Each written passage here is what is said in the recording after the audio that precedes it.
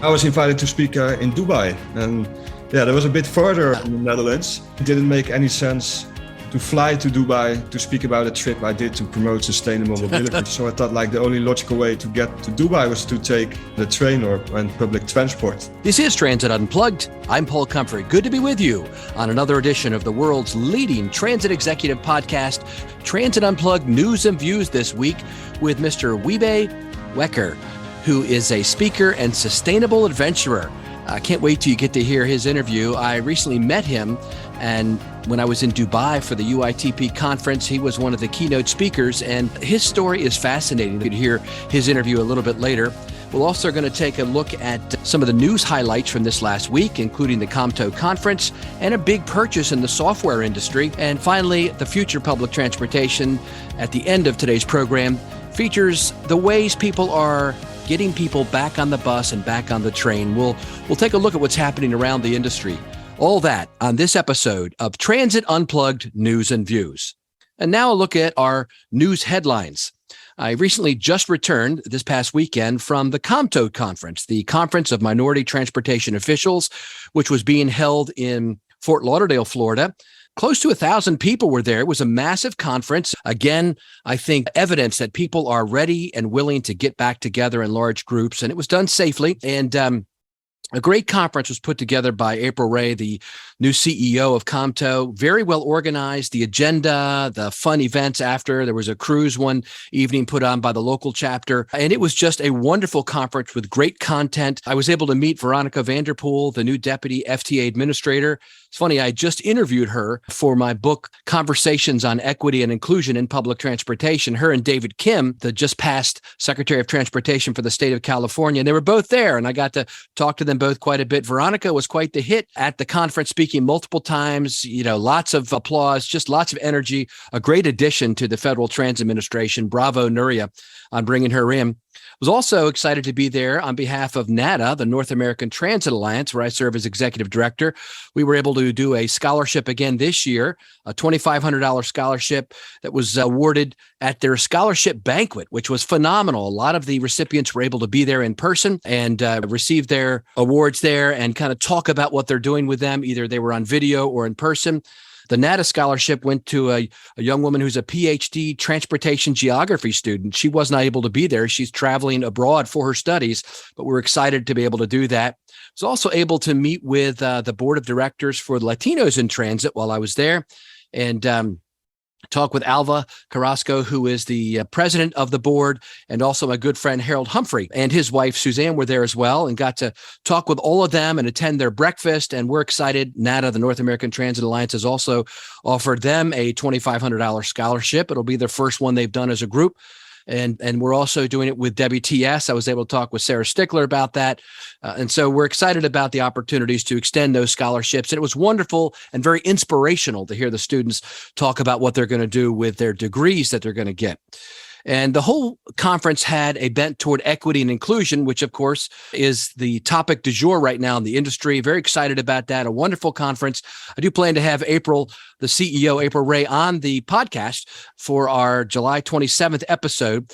And then we'll have Alva and Harold on for our August 10th News and Views show. So looking forward to having the leaders of both those organizations, COMTO and LIT, on future episodes here of Transit Unplugged News and Views. Other big news coming out of the industry this last week actually involved my company. And so we want to cover it for you here and let you know about it. Modaxo, a global technology organization focused on moving the world's people, along with its company TripSpark, announced this past week that they have acquired RouteMatch. RouteMatch is a software company based in Atlanta, Georgia, and was owned by Uber Technologies. It serves more than 350 transit agencies across North America and Australia, helping them to transform rider experiences and manage operational costs. RouteMatch's software provides trip planning, vehicle tracking, payment, and other tools for fixed route transit and paratransit services. With the acquisition, RouteMatch products become part of TripSpark's overall solution offering, bringing together two leading complementary brands to provide transit agencies with best-in-class technology for the demand response, fixed route, and mobility on-demand segments. Rob DeSanti, my friend and general manager of TripSpark, said, "We're pleased to welcome the RouteMatch team and its customers to TripSpark. With this acquisition, we're moving together to best serve customers in the small to mid-size urban and rural transit agency sector. And it is together that we can develop and deliver newer solutions to help agencies provide responsive, sustainable, and equitable transport to their communities. Rod Jones, my boss and head of Americas for Modaxo, said Modaxo's sole focus is on people transportation, and we look to acquire and grow technology businesses that drive growth for the sector. He continued, when we invest in a business like RouteMatch, we invest in their technology, their people, and customers for the long term. This acquisition reinforces our commitment to public transit and brings us another step closer toward achieving our goal of moving the world's people. Very excited to be part of this, and a big move, RouteMatch acquired by Modaxo. That's it for the headline news for this week on Transit Unplugged News and Views. Now stay tuned for our Newsmaker interview. I'm excited to have with us on our Newsmaker hotline a gentleman that I got to see in Dubai on a recent trip there for the UITP MENA conference, Mr. Wiebe Wakker, who is from Netherlands, who traveled there from the Netherlands on public transportation. He's got a great story to tell. Wiebe, thank you so much for being with us today. Yeah, my pleasure, Paul. Yeah. So, tell us a little about yourself and what you do for fun, because this is a really interesting hobby you've got. I call myself a sustainable adventurer. And it's a title I gave me after I did our first long trip. And basically my background now is being a speaker, and I get to inspire people with the story of my adventure. So I kind of like created a dream job for myself, and it feels like a bit like I cracked the code. My first trip started in 2016 when I decided to challenge myself to drive without money and in an electric vehicle from the Netherlands to the other side of the world, to Australia. And to make it to Sydney, I asked people to plug me in. That's why I called the project, Plug Me In Project, with energy. So I had a website where people could select their location and then offer me a meal, place to sleep, or electricity for the car. And then based on these offers, the route was determined. So when I started, I had no idea how or even if I would reach Australia at some point. But I just thought I start driving and see how far I come. And it took me 3.5 years crisscrossing around the world, from the Netherlands to Italy, from Italy back to the North Cape, which is all the way in the northern point of Europe. So zigzagged around the world. At some point, people started to call me the Forrest Gump of automotive. Drive, people drive. I kept driving in a very crazy way.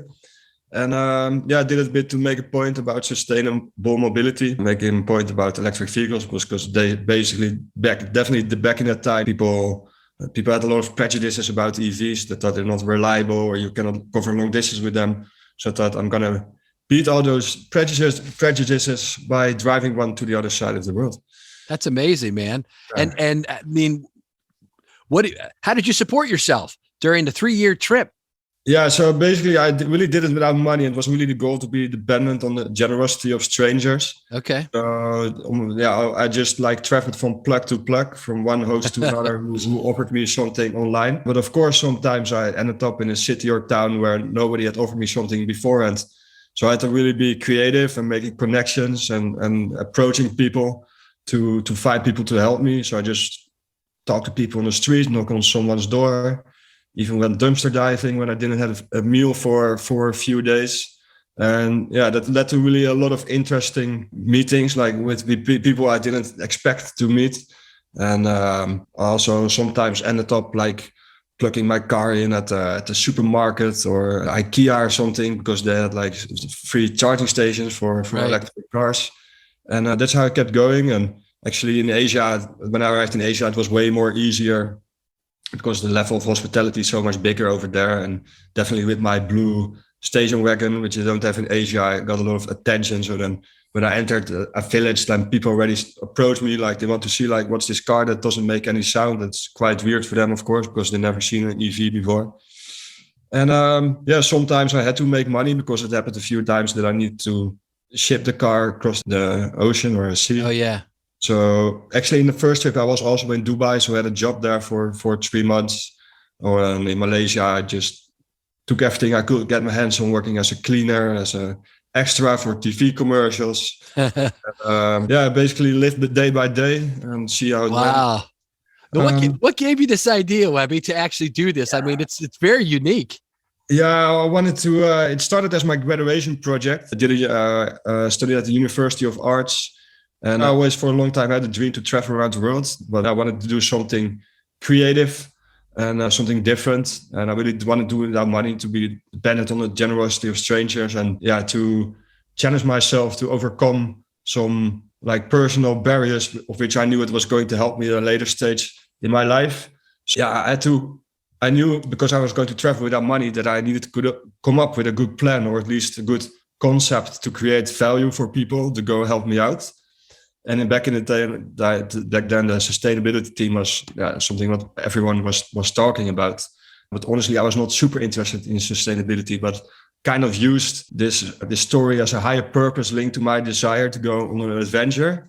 So I thought, I'm going to make a point about sustainability, and in all the countries I'm going to visit sustainable initiatives to document what's the environmental challenges in all the areas that I visited, and see what innovative solutions there are available.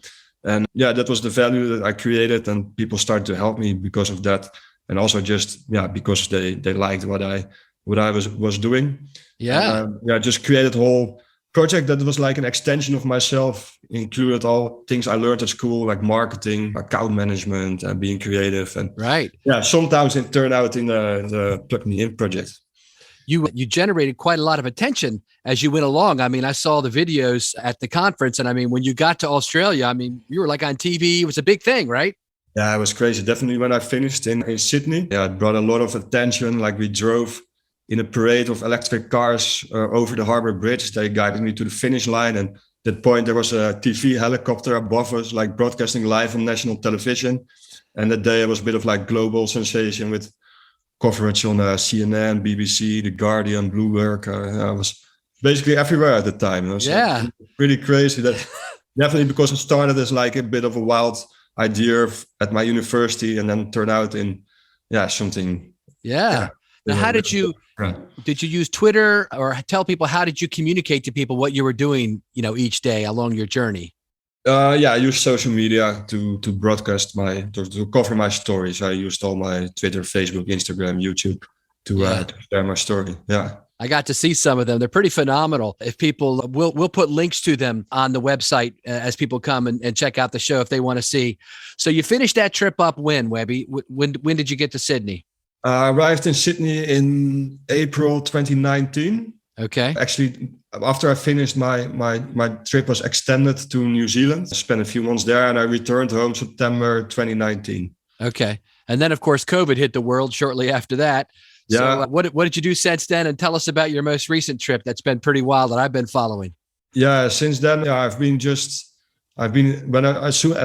as I got back, I was invited by companies and events to speak about my journey. And just at the end, it was a 3.5-year trip. So I had a lot of challenges, setbacks.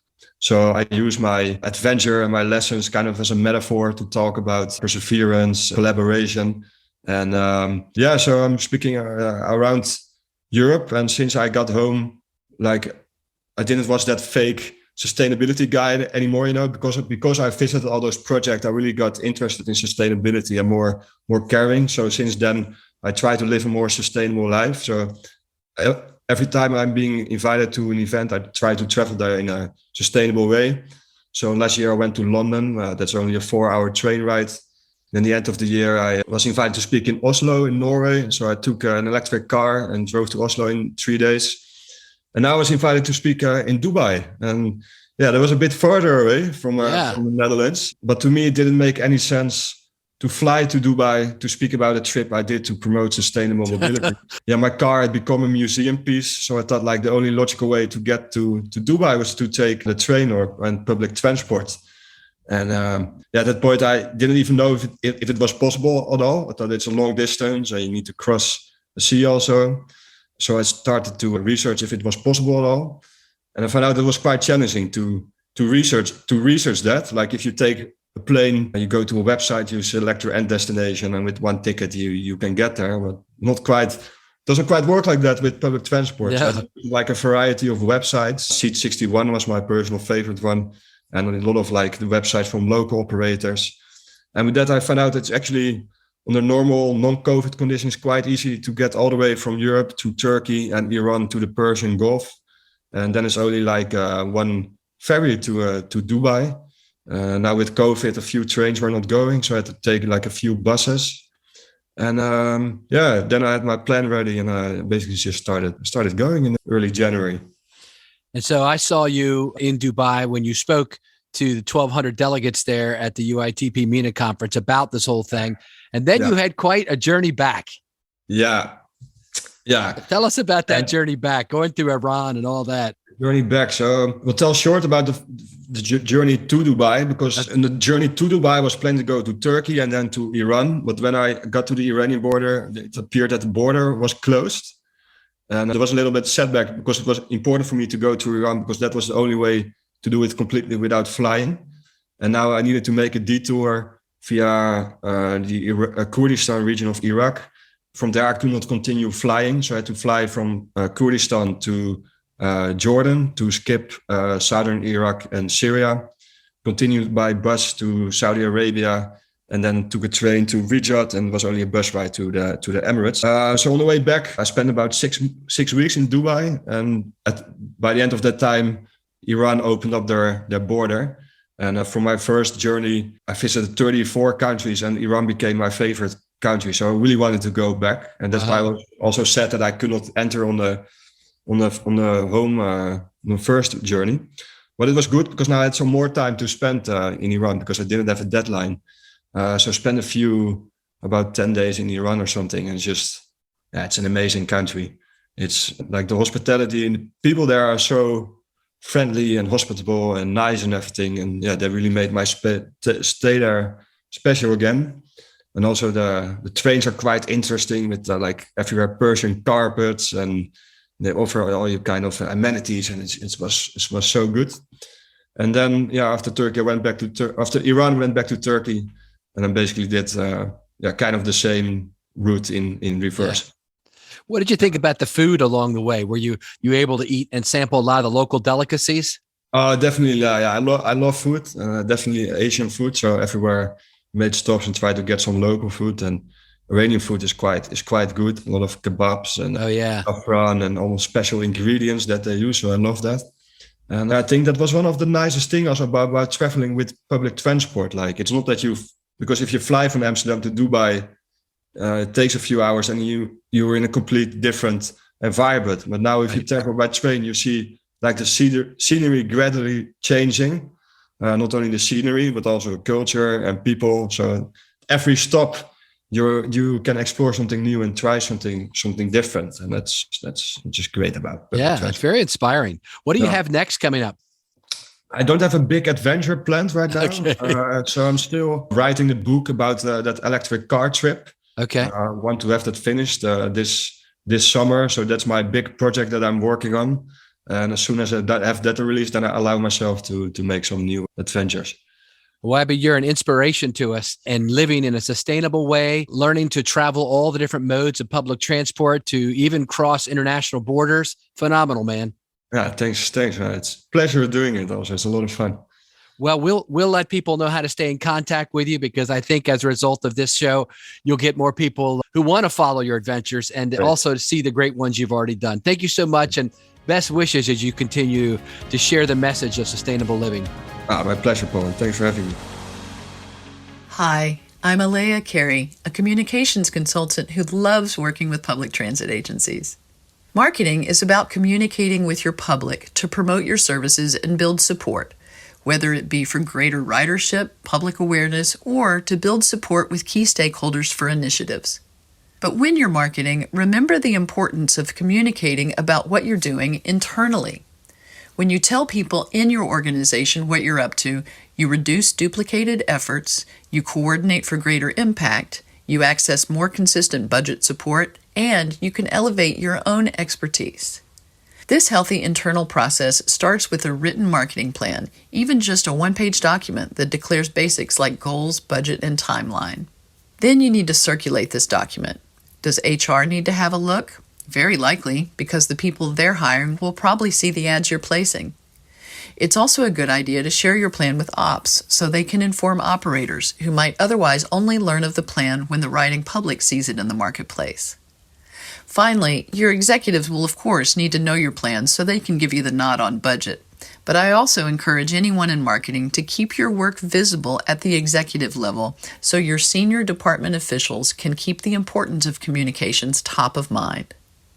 If you'd like to talk more about communicating internally about your communications, look me up on LinkedIn. My first name is spelled E-L-E-A, last name C-A-R-E-Y. Hi, this is Mike Bismeyer, Regional Sales Director for Proterra, and this is Mike's Minute, where we talk about mentorship, leadership, and kindness with the hopes it'll inspire you to pay it forward.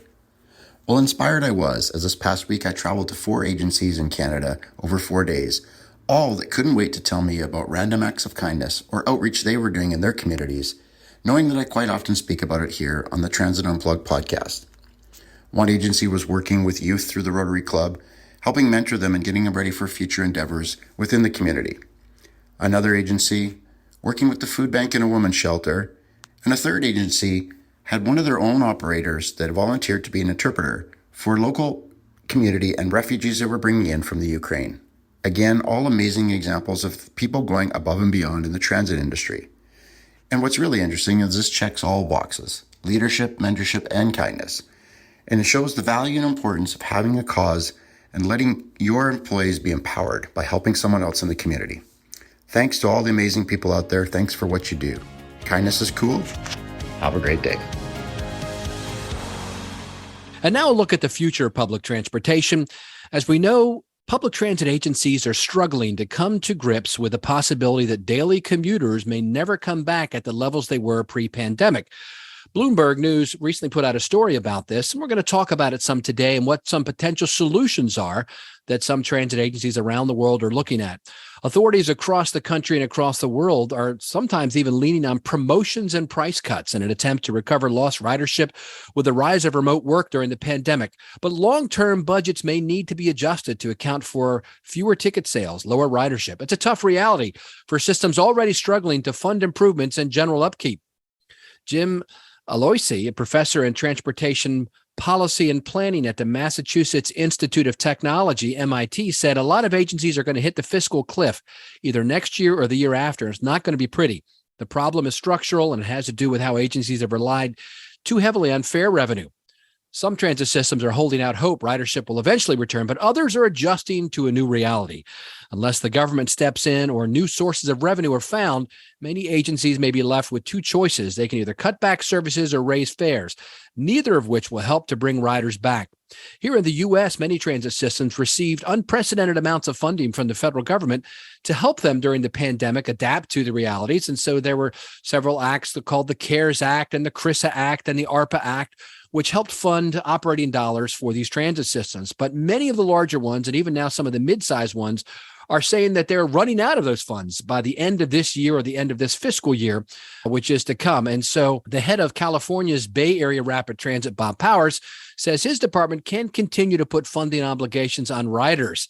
Likewise, New York's Jano Lieber, CEO of the MTA, said he's planning for a future with fewer riders, and he's calling for the system to be funded more like an essential service with less reliance on fare revenues.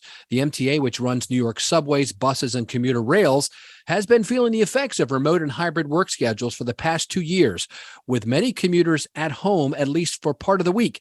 Weekday subway ridership is at about 60% of pre-pandemic ridership levels, with rider retention rates about 50% or lower for Manhattan business hubs, including Midtown and the Financial District, according to data released at a recent board meeting.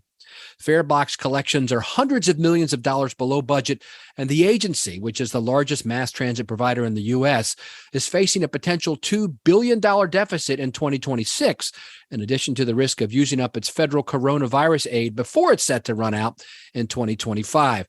The outlook appears grim, but not all transit authorities are prepared to accept current ridership levels as permanent, especially with rising gas prices and increasing focus on sustainable transportation modes. My friend Collie Greenwood, interim CEO of the Metropolitan Atlanta Rapid Transit Authority, MARTA, said during an interview, in this region, we continue to see growth, population growth. Perhaps if we were in a region where the population was not growing or even in decline, then I could see those ridership numbers may not be seen again. The path may be slow, but Greenwood said he's convinced MARTA will once again see the 2019 ridership numbers. So far, the agency has recovered about 50% of ridership and has begun an on-demand transit pilot program designed to connect riders to and from MARTA bus and rail using on-demand shuttles. That's a plan that a lot of transit agencies across the country are looking at. They're putting in pilot programs with micro-transit projects, on-demand service, basically personalized service, which is something that people got more used to during the pandemic. NJT, New Jersey Transit, is similarly optimistic about the return of riders, despite a slow recovery so far. Fares only accounted for 14% of the agency's 2021 fiscal operating budget, while they usually make up around 45%. Meanwhile, weekday rail ridership has been steady at about 55% of pre-pandemic levels, as the agency has introduced promotions, including Bring a Friend discount and $20 beach excursion fares to the Jersey Shore from New York City. A report published Wednesday by the Regional Plan Association predicts that Tuesdays, Wednesdays, and Thursdays will be busy travel days going forward. And so people are basically adjusting to take into consideration the hybrid workers on certain days. Nationwide, a key part of boosting ridership will be to increase service and eliminate delays. But with many departments facing budget cuts, staff shortages, and infrastructure challenges, that's easier said than done. Promotional deals, on the other hand, are simple to execute, but so far, most of these promotions haven't led to substantially different ridership numbers. New York MTA is offering a more flexible 20-ticket pack option on the commuter rail and subway riders to get free rides after their 12th trip of using tap-and-go payments. BART will be offering in the fall 50% off all fares to celebrate 50 years of being in service in September.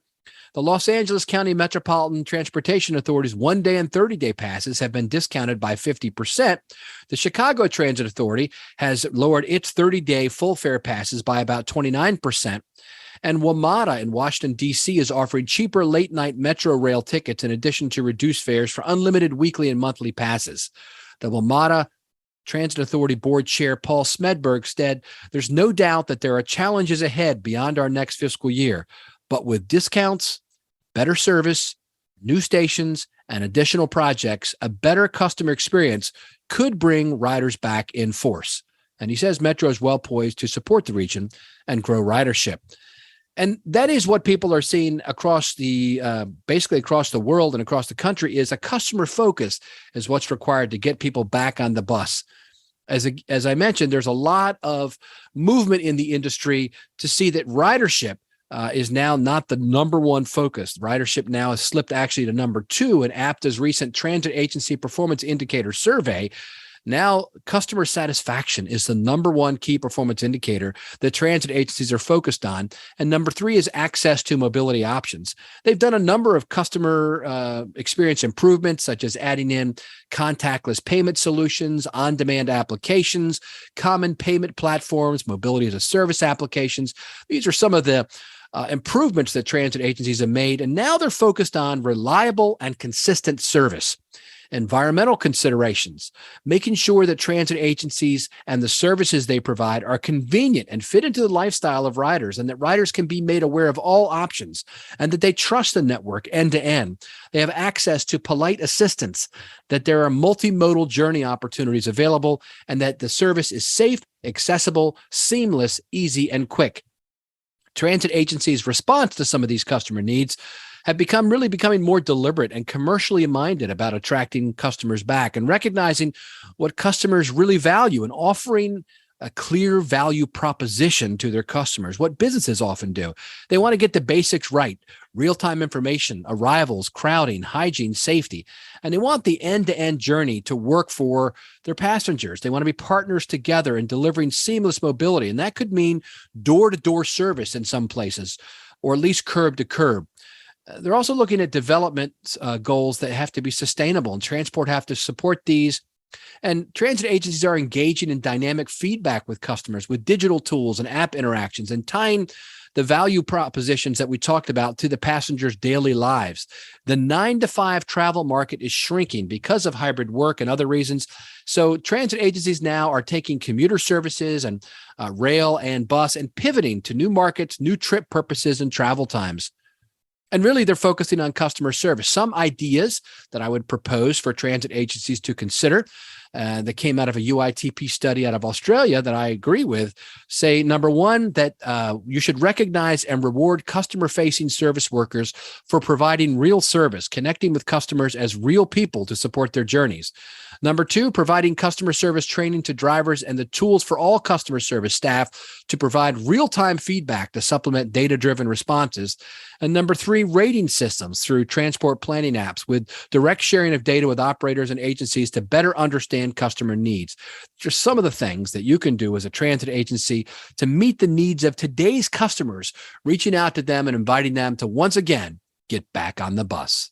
And that's our look at the future of public transportation on today's Transit Unplugged News and Views. Stick with us every week for a new episode of Transit Unplugged. Visit our website at transitunplugged.com and subscribe so you get an episode email reminder sent to you once a week on Wednesdays when our new episodes air. Thanks again. I'm Paul Comfort. Have a great, safe week out there. Thank you for listening to this week's episode of Transit Unplugged News and Views with our guest Wiebe Wakker from Plug Me In, talking about his amazing journey. Now, next week on Transit Unplugged in depth, we have Matt Tucker, Executive Director and CEO of North County Transit District, which is north of San Diego, California. Paul mentioned visiting transitunplugged.com to sign up for our newsletter, but we have a favor to ask. Head over to podcastawards.com and drop a nomination for Transit Unplugged in the Best Government and Organization category. We'd really appreciate the help. The more nominations we get, not only gets us to the voting round, but it influences who actually wins the award. If you have a question, comment, or would like to be a guest on Transit Unplugged, feel free to email us anytime at info@transitunplugged.com. So until next week, ride safe and ride happy.